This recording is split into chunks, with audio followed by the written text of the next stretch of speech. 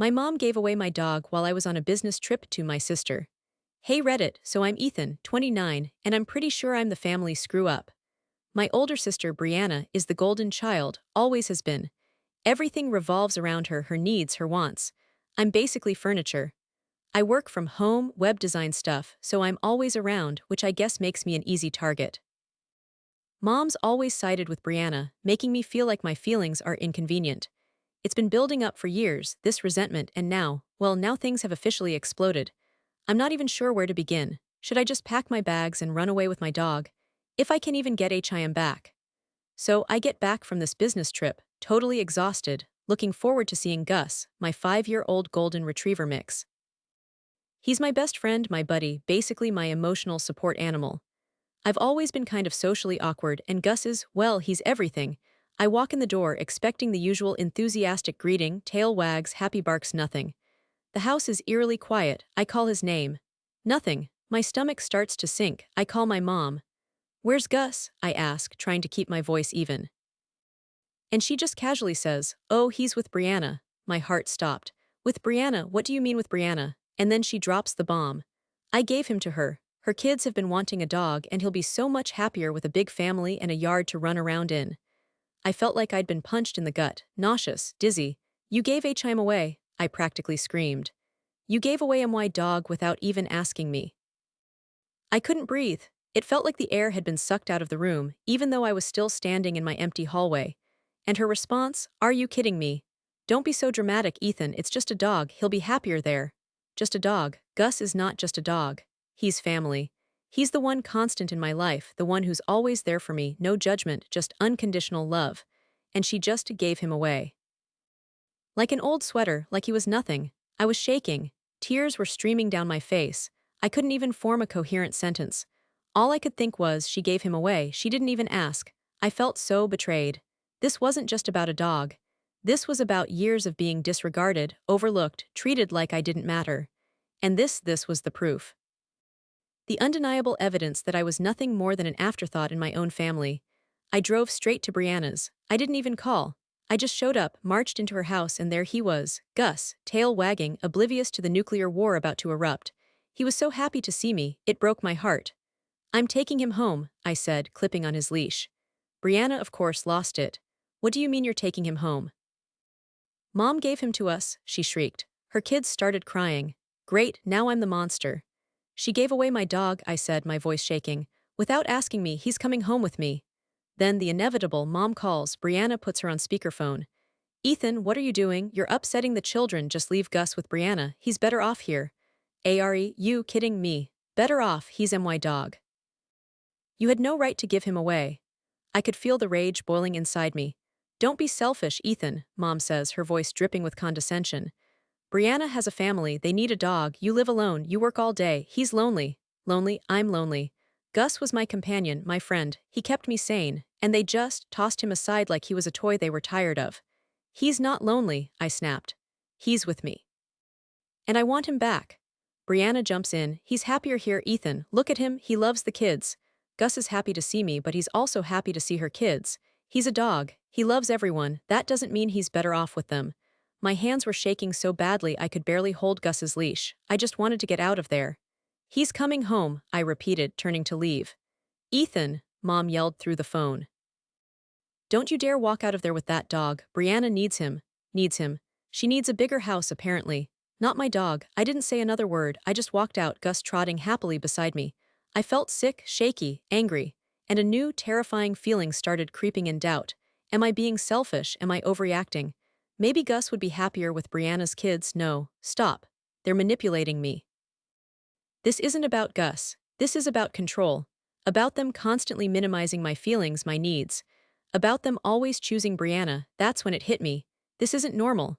This isn't just a family squabble. This is toxic, and I'm drowning in it. A week later and things have gone from bad to nuclear.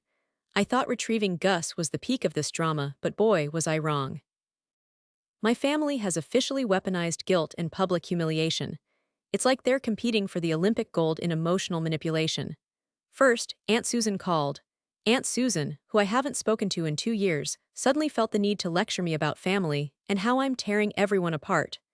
She actually said, and I quote, Brianna's children are heartbroken. They cry themselves to sleep every night because they miss Gus. Heartbroken over a dog they knew for 5 days. I swear these people are professionals. Then came the Facebook posts, vague booking at its finest. My mom posted some saccharine crap about families sticking together and forgiveness. Brianna chimed in with comments about how some people just don't understand the meaning of family. I'm being publicly shamed. On Facebook. For wanting my own dog back.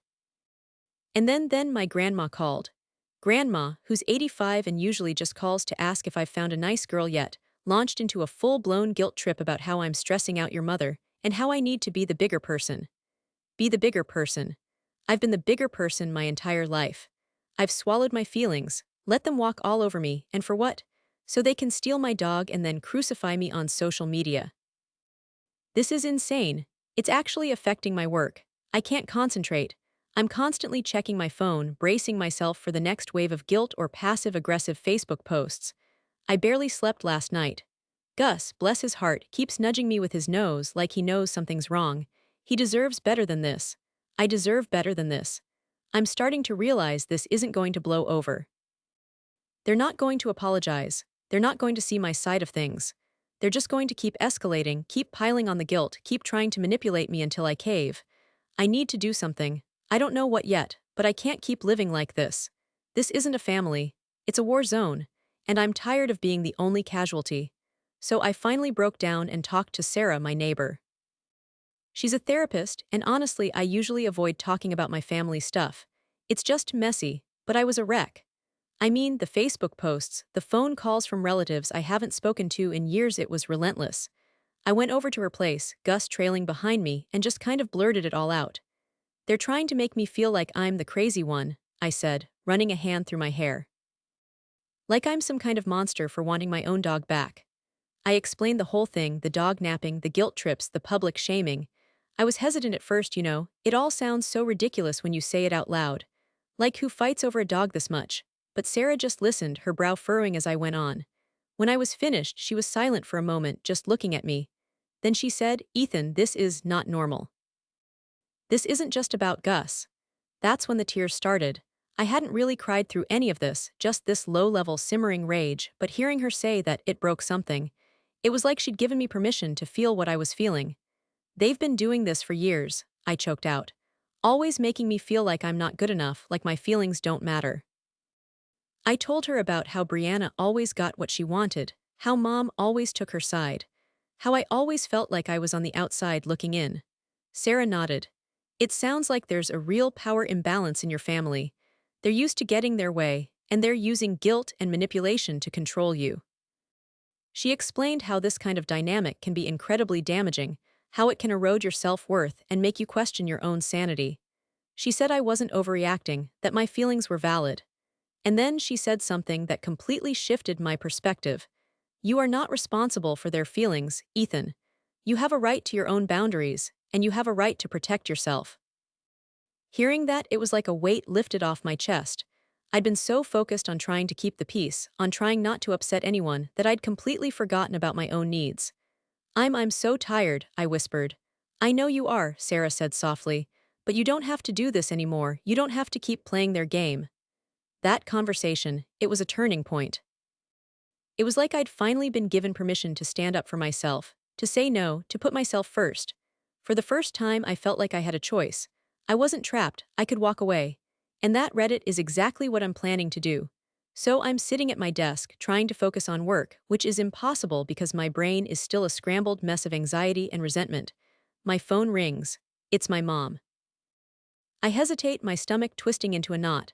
I almost don't answer. But some masochistic part of me still hopes for what? An apology, a glimmer of understanding.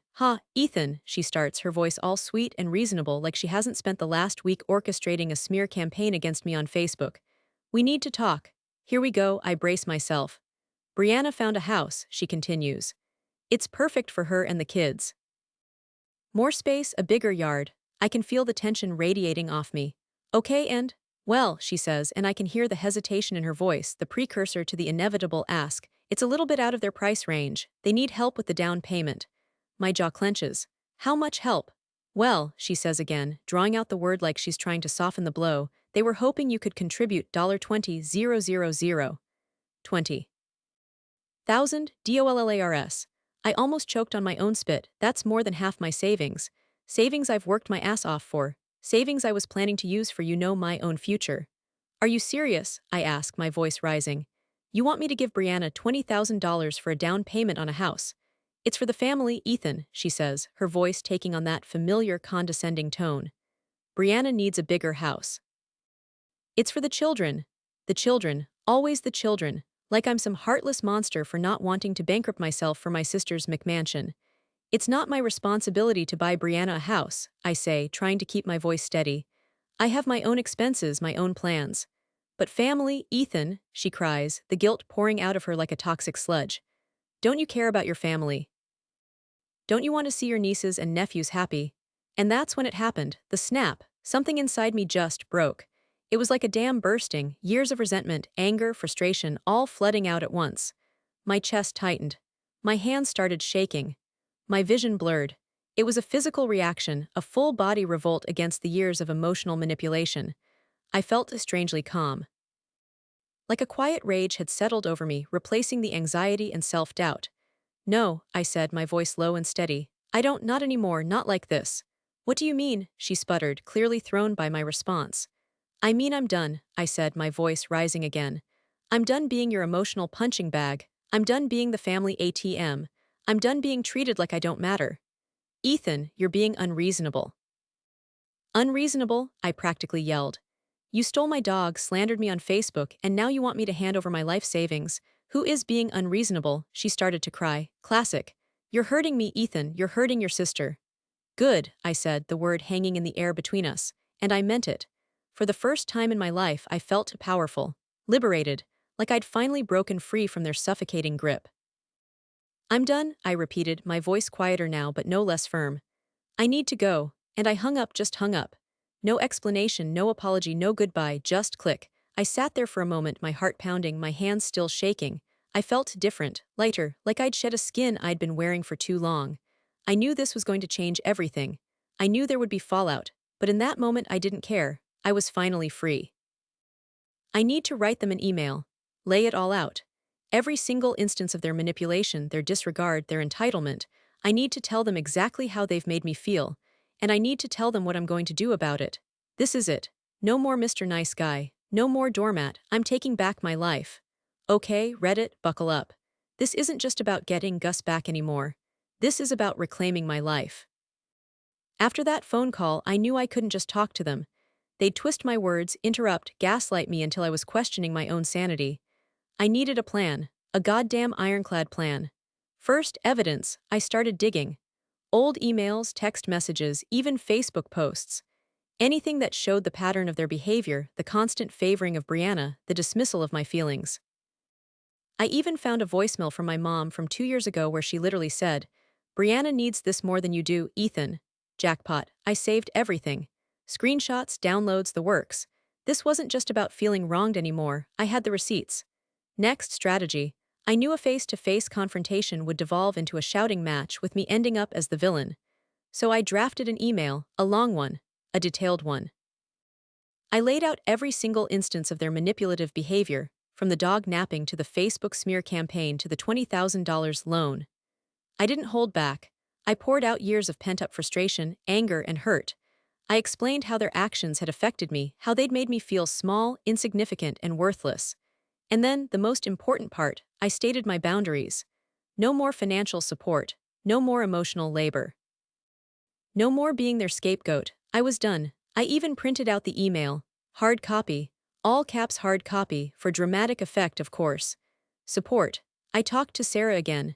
She helped me refine the email, making sure it was assertive but not aggressive. She reminded me that this was about protecting myself, not about punishing them. She also prepped me for their potential reactions, reminding me that they might get angry, defensive, or even try to guilt-trip me again. Having her in my corner, validating my feelings and reminding me of my worth was huge. I also told a couple of close friends what was going down, just for moral support. They were amazing. They rallied around me, offering encouragement, validation, and even a few choice words for my family. Knowing I had people who believed me, who saw what was happening, made all the difference. Mental preparation. This was the hardest part. I knew this was going to be a nuclear explosion. I knew they weren't going to take it well. I knew I risked being ostracized, labeled the bad guy, the ungrateful son. But I also knew I couldn't keep living like this. My mental health was deteriorating. I was constantly on edge, anxious, and resentful. I had to choose myself. I had to prioritize my own well-being, even if it meant losing my family. So I practiced. I read the email out loud, over and over, until I could say it calmly, firmly, without breaking down. I visualized the confrontation, picturing myself staying strong, holding my ground, no matter what they threw at me. I prepared myself for the worst, hoping for the best, but ultimately resolved to put myself first. I scheduled a meeting with them, neutral ground, a coffee shop. I told them I wanted to talk things through. They probably think I'm going to apologize. They think I'm going to cave. They have no idea what's coming. I'm terrified, but I'm also excited. For the first time in my life, I feel like I'm in control. I'm not a victim, I'm a warrior. And I'm ready for battle. Wish me luck, Reddit, I'm going to need it. Okay, Reddit, so this is it. The moment of truth. The showdown at the OK Corral coffee shop. I'm sitting at a table in the back, heart hammering against my ribs like a trapped bird. Mom and Brianna stroll in, all smiles and sunshine like we're just here for a casual latte and gossip session. They have no clue. They sit down, all expectant looks. Brianna orders a caramel latte, extra whip. Mom gets a herbal tea, I just stare. I take a deep breath, pull out the printed email, and place it on the table between us. What's this? Mom asks, her smile faltering. Read it, I say, my voice surprisingly steady. They exchange glances, a flicker of unease passing between them. Brianna picks up the email, starts skimming it. Her smile disappears completely. Mom leans in to read over her shoulder. The atmosphere shifts. The air thickens with tension. I can practically feel the judgment radiating off them. Brianna finishes reading, her face a mask of disbelief. Ethan, what is this? She asks, her voice tight. It's everything I should have said years ago, I reply, meeting her gaze. I then proceed to read the email aloud. Slowly, deliberately. I recount every instance of their manipulation, their favoritism, their complete disregard for my feelings. I talk about the dog, of course. How Gus is my dog, my responsibility, my comfort. I talk about the Facebook posts, the phone calls from relatives I haven't spoken to in years, the relentless guilt trips. I talk about the $20,000 they expected me to hand over like it was nothing. This is insane, Brianna sputters. You're blowing this way out of proportion. Am I ask, my voice rising. Am I blowing it out of proportion that you and Mom conspired to give away my dog without even asking me? Am I blowing it out of proportion that you've spent the last week slandering me on Facebook? Am I blowing it out of proportion that you think I should just hand over my life savings because Brianna needs a bigger house? Mom chimes in, her voice trembling. Ethan, we were just trying to help. Brianna has a family to think about. And what about me? I finally explode, slamming my hand on the table. The entire coffee shop goes silent. I don't care. What about my needs? What about my feelings? Do I not count as family too? The turning point. Right there, the shift in power, they're speechless. For the first time, I see a flicker of fear, uncertainty in their eyes. They're not used to this. They're not used to me pushing back. I take a deep breath, forcing myself to calm down. I'm done, I say, my voice quieter now but firm. I'm done being your emotional punching bag. I'm done being treated like I'm invisible. I'm done letting you walk all over me. I pick up the email again. I'm not asking for an apology, I say, looking directly at Mom. I'm not asking for you to understand. I'm telling you, this is how it is. I'm setting boundaries. And I'm not backing down. Brianna starts to cry. Mom looks shell-shocked. I gather my things and stand up. I'm going home to Gus, I say, and I suggest you think long and hard about how you've treated me, because until you acknowledge your behavior and offer a sincere apology, I'm done. And I walk out, just walk out, leaving them sitting there, stunned and silent, amidst the wreckage of their own manipulation. It's the most liberating feeling in the world. I might be shaking, I might be terrified of what comes next, but I'm also proud. I finally stood up for myself. I finally said no, and it feels amazing. Thanks for listening, Reddit. I'll keep you updated. This is just the beginning. Update, the fallout and the freedom. Hey Reddit, it's Ethan again. Remember the great dog debacle? The $20,000 down payment disaster? Yeah, well, things have developed. It's been 3 months since the coffee shop confrontation, and let me tell you, it's been a roller coaster. The immediate aftermath was icy. Frigid, even. My mom and Brianna didn't speak to me for weeks. They left angry voicemails, accusing me of being selfish, ungrateful, and destroying the family. Brianna even tried the think of the children card again, which honestly just made me roll my eyes. I stuck to my guns. No contact. I needed them to understand that I was serious.